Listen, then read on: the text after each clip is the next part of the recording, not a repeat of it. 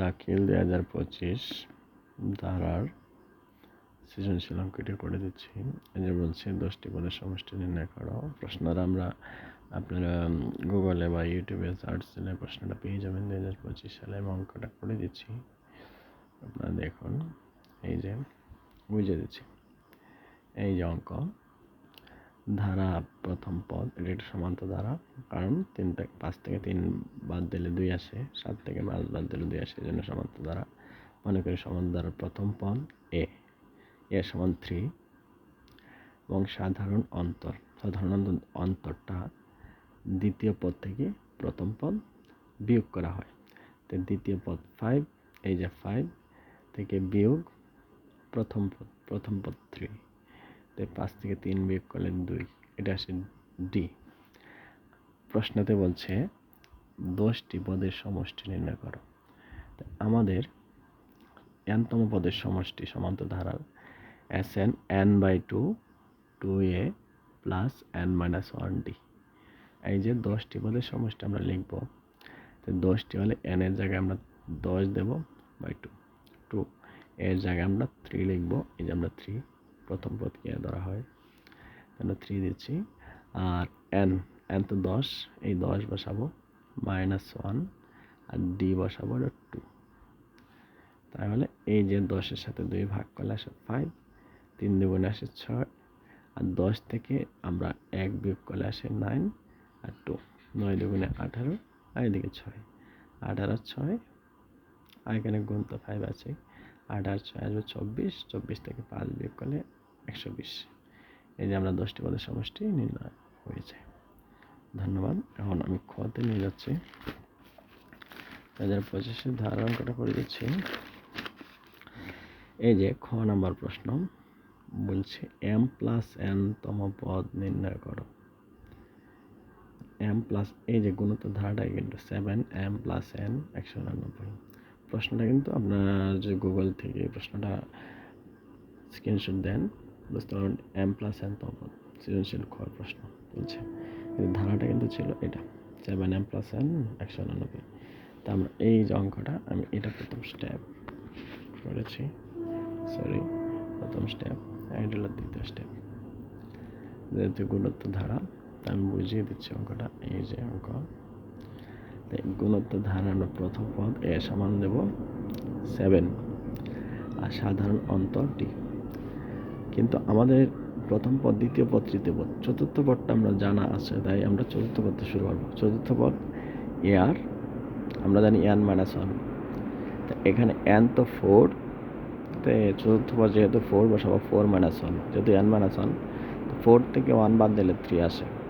প্রশ্ন মতে লিখব আর 3 চতুর্থ পদ। এই চতুর্থ পদ সমান আমাদের দেওয়া আছে 189। এই যে এটা চতুর্থ পদ, 1 2 3 4। তাহলে আমরা আর 3 সমান 189 লিখে দিতে পারি, কারণ এটা চতুর্থ পদ। এই জায়গায় নির্ণয় করে চতুর্থ পদ, এটা সমান এটা লিখে দিতে পারি।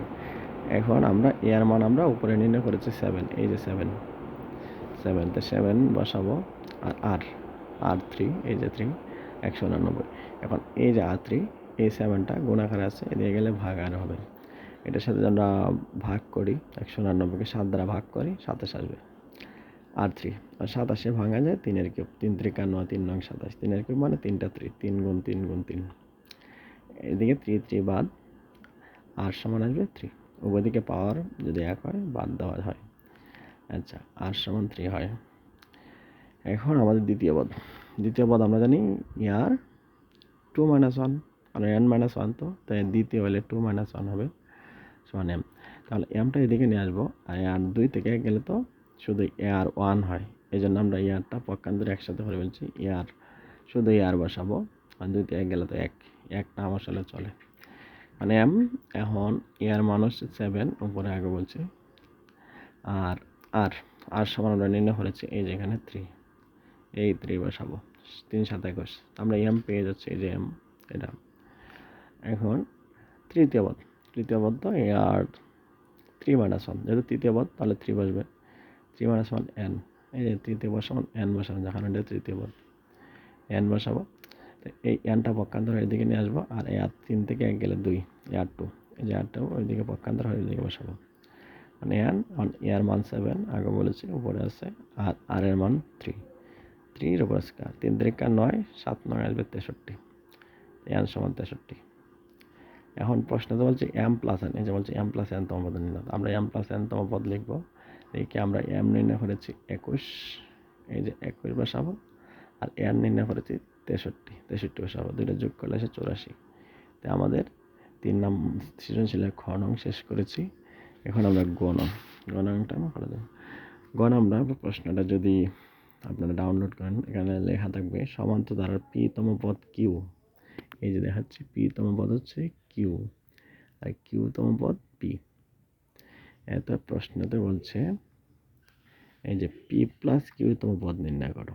প্রশ্নতে বলা থাকবে গ নং পি প্লাস কিউ তম পদ নির্ণয় করো, এটা থাকবে উদ্দীপকে সমান্তর ধারা পি তম পদ কিউ আর কিউ তম পদ পি।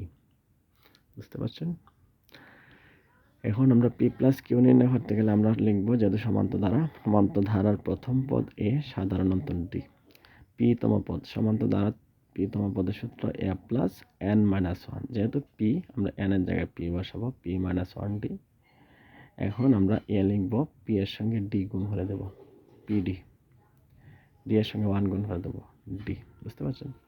প্রশ্ন মতে এই যে এটা বের করেছি, এটা সমান আমাদের প্রশ্নে বলছে পি তম পদ সমান কিউ, কিউ এই যে কিউ, পি তম পদ সমান কিউ, এই জন্য আমরা পি তম পদ যেটা নির্ণয় করেছি এটা সমান বসাবো কিউ, এটা 1 নং সমীকরণ।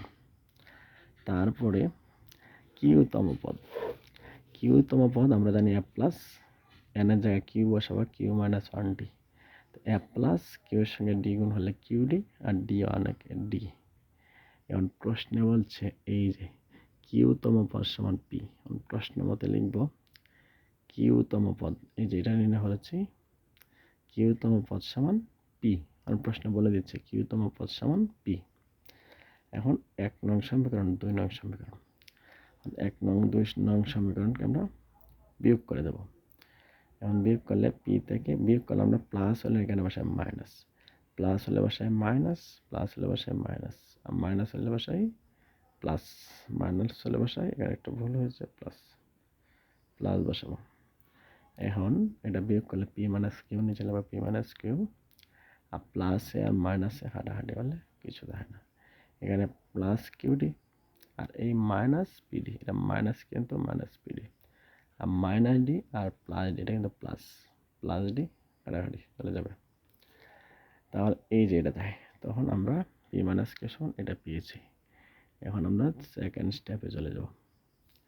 সেকেন্ড স্টেপে আমরা যাচ্ছি, এই যে সেকেন্ড স্টেপ আমরা পি মাইনাস কিউ, এই যে পি মাইনাস কিউটা এখন এটা নিয়ে আসবো, এটা এদিকে লিখলাম P minus Q R QD, QD আর পিডি, এই যে কিউডি আর পিডি, কিউডি এটা হবে কিউ, কিউডি আর পিডি লিখে ফেলবো। এখন আমরা মাইনাস পিডিটা সামনে নেব, আর প্লাস কিউডিটা এখানে নেব, পেছনে নেব, নিয়ে লিখবো পি মাইনাস কিউ। এখন এখান থেকে আমরা মাইনাস ডি কমন নেওয়া থাকবে পি, প্লাসে মাইনাসে মাইনাস, যেহেতু আমরা ডি কমন নিয়েছি থাকবে কিউ, এখানে ডি কমন নিয়েছে কিন্তু পি মাইনাস কিউ। এখন ডি, এখন উভয় দিকে পি মাইনাস কিউ তো কাটা যায়, আপনারা চাইলে আর একটু বাড়িয়ে দিতে পারেন। এই যে মাইনাস ডি সমান পি মাইনাস কিউ, এটা কাটা যাবে, পি মাইনাস কিউ হয়ে যায়। তাই এখন আমরা মাইনাস ওয়ান দ্বারা গুণ হলে ডি, কারণ মাইনাস আছে তাহলে ডি রে মাইনাস মাইনাস হয়ে যাবে প্লাস, আর এদিকে কিছু থাকে না ওয়ান, যেহেতু আমরা মাইনাস ওয়ান দ্বারা গুণ করেছি তাহলে ওয়ান আগে মাইনাস চলে আসবে, এদিকে মাইনাস মাইনাস প্লাস হয়ে যাবে। বুঝতে পেরেছেন? মানে ডি এর মান 1 নং সমীকরণ বসাবো, এই যে আমাদের 1 নং সমীকরণটা, তারপরে 1 নং সমীকরণটা উভয়টা লিখবো, নিয়ে প্লাস পি মাইনাস ওয়ান, আর ডি এর মান আমরা পেয়েছি মাইনাস ওয়ান, এই যে মাইনাস ওয়ান, এই মাইনাস ওয়ান লিখে দেবো। এখন গুণ হলে এ, পি এর সঙ্গে ওয়ান গুণ হলে মাইনাস পি, মাইনাসে মাইনাসে প্লাস ওয়ান সমান কিউ।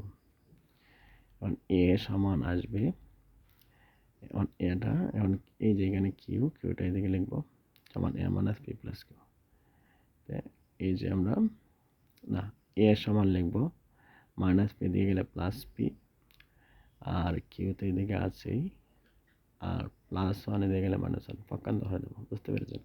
এ তো লিখবো মাইনাস পি দিয়ে গেলে প্লাস পি, আর প্লাস ওয়ানে দিয়ে গেলে মাইনাস ওয়ান, আর এই যে কিউ এটা এখানে আছে এটা লিখবো।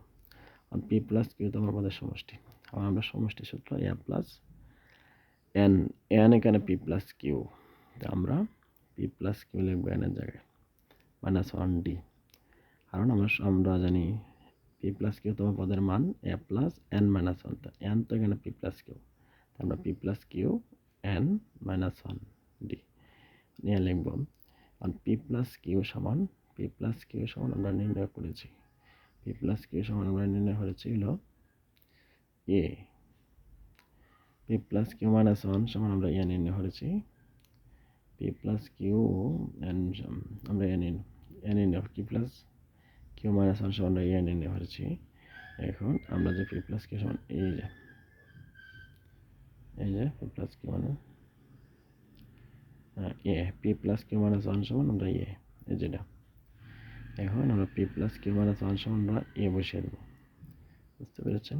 এই যে এ আর P plus Q minus one, এই যে আমরা এখানে নির্ণয় করেছি P plus Q minus one সমান এ, তাহলে P plus Q minus one সমান এ বসাবো, আর ডির মান বসাবো মাইনাস ওয়ান, ডির মান মাইনাস ওয়ান আমরা নির্ণয় করেছি, এই যে ডির মান মাইনাস ওয়ান, ডির মান আমরা মাইনাস ওয়ান বসাবো, এ প্লাসে মাইনাসে মাইনাস, তো প্লাসে মাইনাসে কাটলে কিছু থাকে না, এখানে থাকবে হলো জিরো, থাকবে জিরো।